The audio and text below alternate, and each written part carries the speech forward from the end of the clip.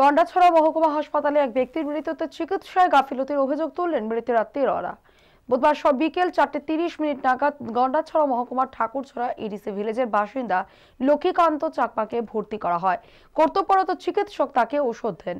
তারপরই লক্ষ্মীকান্ত চাকমা গুরুতর অসুস্থ হয়ে পড়েন। ঘন্টা দুয়েক পরে তার মৃত্যু হয়। এরপরই চিকিৎসকের উপর ক্ষোভে ফেটে পড়েন মৃতের আত্মীয়রা।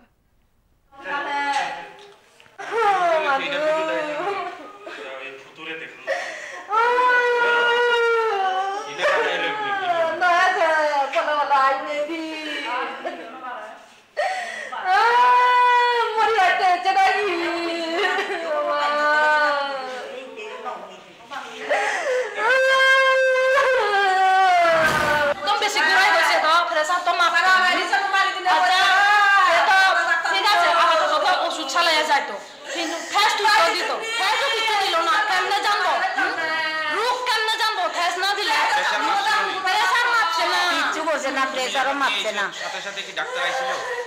আইছে না, পরে আইছে ইমার্জেন্সি দুনিয়া। আমি এখানে আমার দাঁড়ায় লাগছে। লগা আইছে না, ওই আমার মুভি দেখতে। সাথে মাপছে না, শুধু কানে ওরা বলা যখন তোমার বাবারে নিয়ে আইছিল তখন কি কথা কইতে পারছিলি তাই না? আমার বাবা একদম সুস্থ হই।